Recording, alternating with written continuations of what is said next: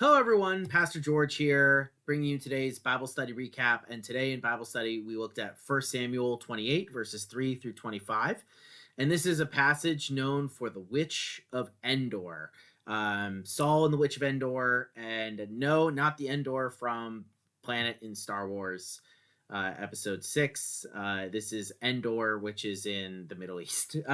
And before you asked, I have no idea if that's where they got the name from. I would like to think so, because it's not a passage that's super familiar to people, so that name might not stick out. But it's also kind of a cool sounding spacey name, or maybe I just think that because of Star Wars. I don't know, but it's about Saul, and the reason I wanted to focus on this is because we are talking about Saul on Sunday, right? Him as kind of his first king, and this is near the end of his life, kind of his last one of the last things he does before he dies in battle against the Philistines. And I think it really sums up the tragic nature of Saul's character, because you kind of see him over the course of First Samuel, go more and more down as he attempts to continue to hold on to his kingship and his power. And you finally get to a point here where you see that he is just willing to do anything to hold it. And it's tragic, not because Saul doesn't deserve the fate that he gets, right? I mean, he does mess up and he shouldn't be king. But also, I can't help but feel bad for him at the same time, which maybe is weird. Maybe you don't, but I kind of do. And I just see a guy here who's at the end of his rope, and he just continues to go to the worst places instead of just turning to the Lord. And it's a sad thing to see, especially as the first king of Israel. So just like as background, Saul and David have been at war for a little time. Saul is also fighting the Philistines, and David is too, and who have come in, and because they're taking advantage of the civil war. I mean, who wouldn't, right? This is just normal geopolitics. And Saul, as you'll see in the beginning of our chapter of where we started here, is that they're fighting the Philistines, and Saul is really worried about this. In verse 5, it talks about how his heart trembled greatly. That's what my translation, the ESV, says, right? But it's fear, and this is a common thing for Saul. I talked about this on Sunday, right? Saul is constantly afraid of things, and he doesn't turn to the Lord out of faith. He turns to him out of fear, which is exactly what you see here, and the Lord doesn't answer. And it's sad, right? It is sad. And so what does Saul do? Well, Saul says, I can get an answer. I will get a necromancer, a witch, as in the old translation. I think mine says medium. Someone who's going to be able to bring up the dead so I can speak with them. Not an uncommon thing in that culture, and not uncommon today, right? I mean, you can drive around and you can see places that have mediums or tarot card reading. It's all kind of the same thing in that area, right? And so what they end up doing is they find a place in Endor. Endor is actually past the Philistine line. So Saul goes undercover, and you see this become important later.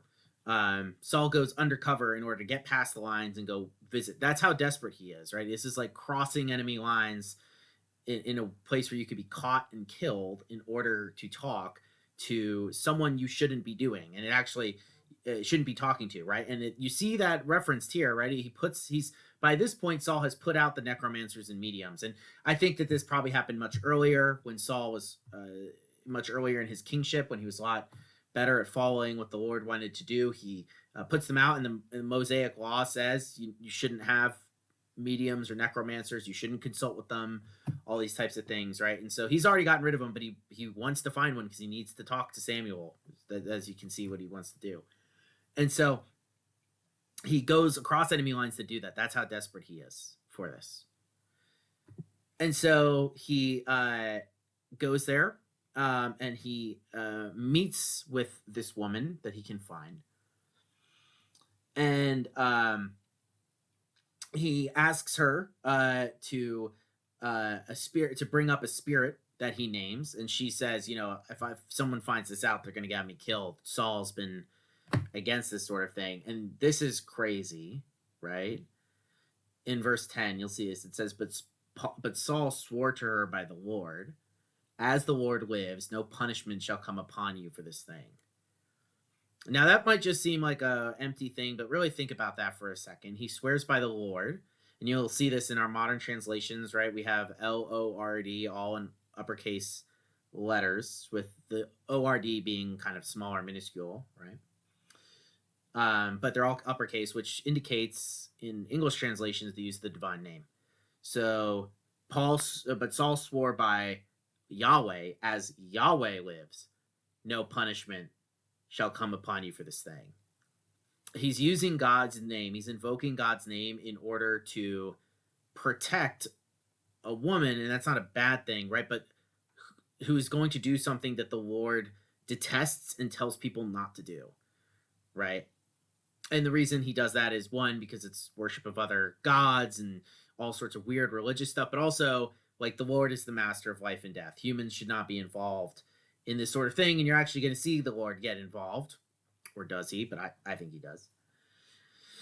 And so she asks who he wants, and he says, bring up Samuel. And the woman does, or does she? That's actually kind of the tension of this passage. She sees him and she cries out with a loud voice. This is a cry of fear, right? Why have you deceived me? You are Saul. So she knows who he is because of kind of the fact that Samuel is there. And Samuel and Saul were very close, obviously being the judge and the first king who was anointed by Samuel.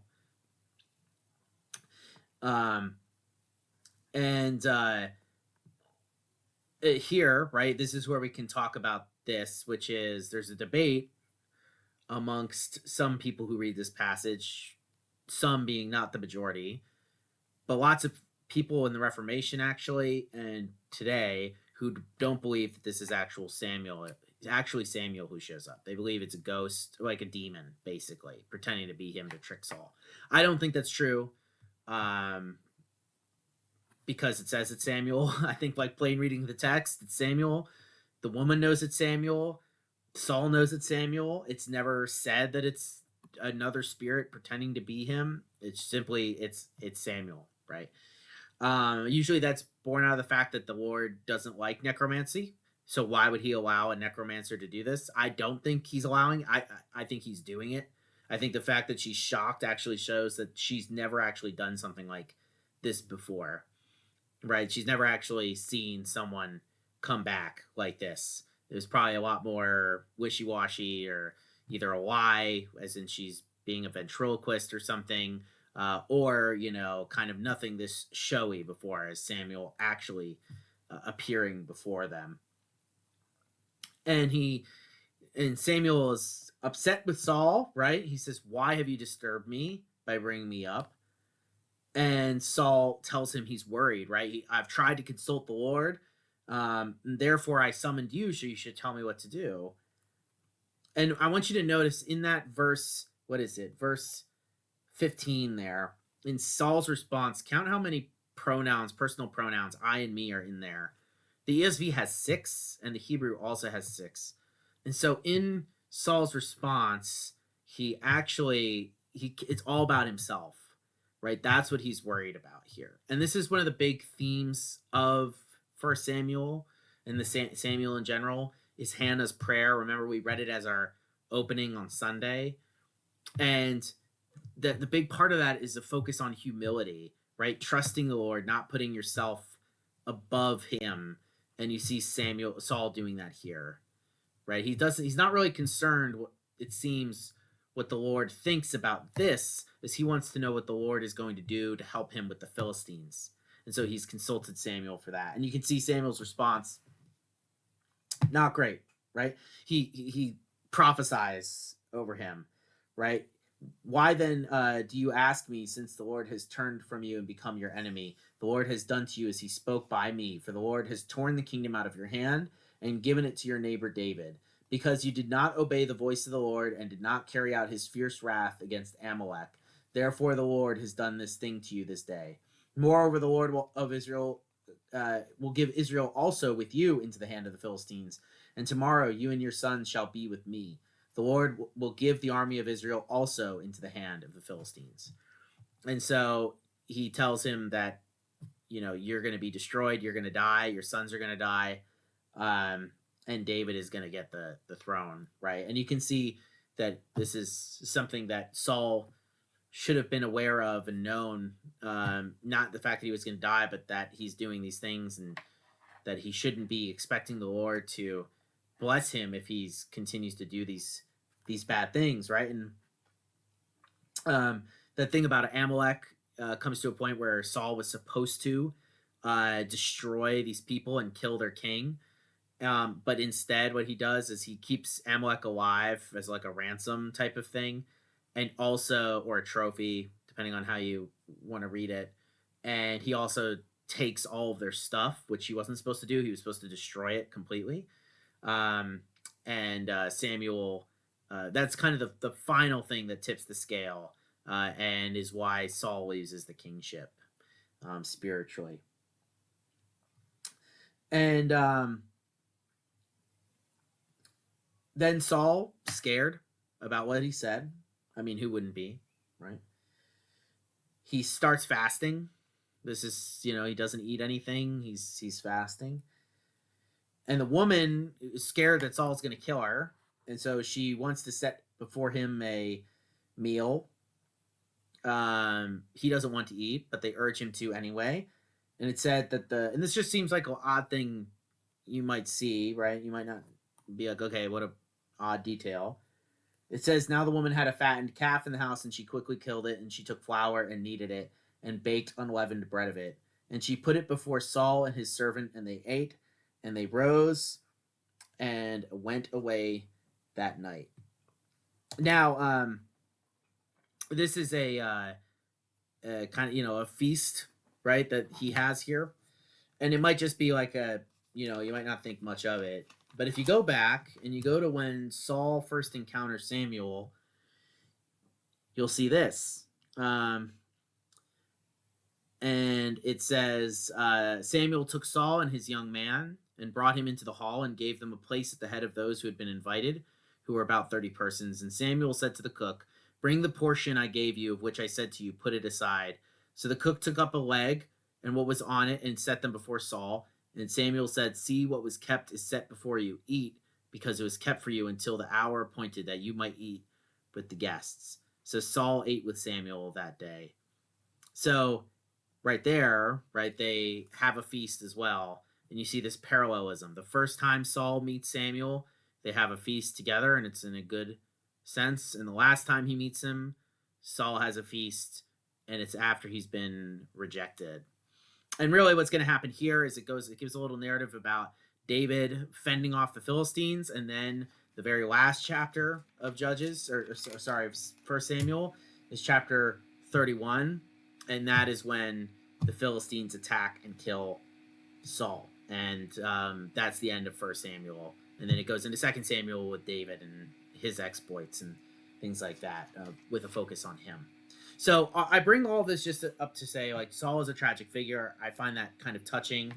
You see this parallelism, and you really see kind of where Saul has fallen. And it starts off in small ways, the little bit of fear that you see in the beginning of what we did on Sunday, and you see it just snowball into actually doing something the Lord greatly detests, and that being kind of the final nail in the coffin. The thing that kind of summarizes up his reign is that fear, and doing things in that fear that don't take you to the Lord, but farther away from him. Something we just should be aware of in our own lives as we struggle with many of the same fears maybe that Saul has, and that we're so lucky to have a God who is gracious, has given us his word, and that we can lean on that even during these fears. So that's what we talked about today. I hope you found that interesting. I will see you tomorrow for an episode of A New Thing. Have a wonderful rest of your Wednesday, and peace out.